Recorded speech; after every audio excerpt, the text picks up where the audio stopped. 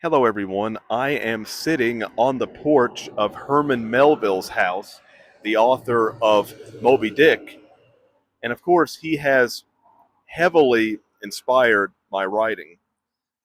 And Mo- Moby Dick, of course, was written in the 1850s. This is a copy of it that I have available. Um, it's a pretty well loved copy. It's not the best version of it, but it's the first one I read, and I just thought I would do just a little video essay um, on the topic because it is a keystone of American literature, and so coming here to his house, the place where he wrote Moby Dick, it is highly surreal.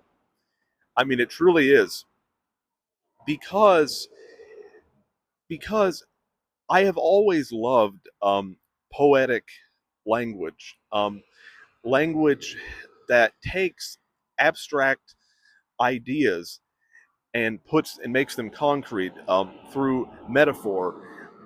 When you can take, for example, like I have always thought that when you can give human-like characteristics to nature, that creates beauty. Just as when you give nature-like characteristics to humans, that also creates beauty.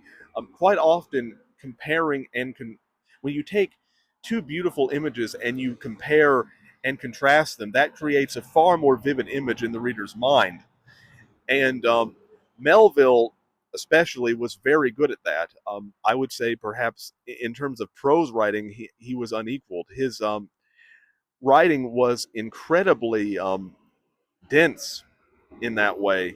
Um, I would even say it's probably the most dense writing I've ever read, besides some romantic poetry that I've tackled. Um, but that's not a criticism, because I write that way myself. In fact, I often strive to be even more dense, um, and because writing in so many ways is like music, and so when you can, there are so many different kinds of truths that that that cannot always be expressed through plain language alone.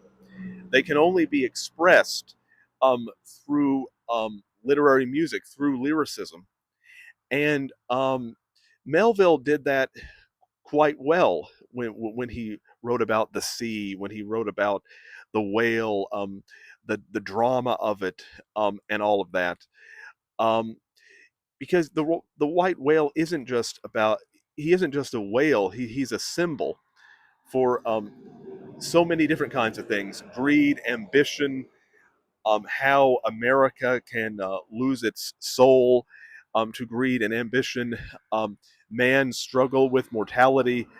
Um, when Ahab, for example, talks about how he hates the white whale because he represents a kind of mask, that is exactly what he means. Is that the white whale has a kind of mask that is representing mortality, divine sovereignty, things that Ahab cannot control, and that makes him furious, and so he pursues the whale to the bitter end, and it ends up destroying him because Ahab cannot stand the fact that he cannot control his own destiny.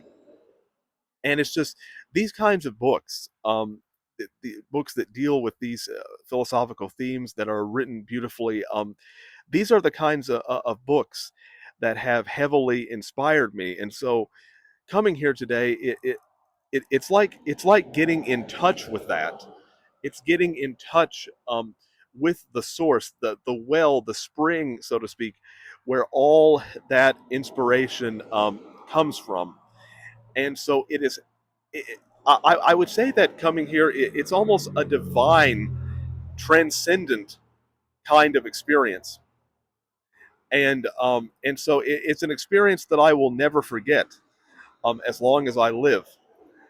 And so for that reason, I am again heavily grateful to come here today. I'm going to tr- try to let it nourish me in every way possible. And so I hope you enjoyed this little lecture that I'm glad that I could actually give in front of the actual Melville house.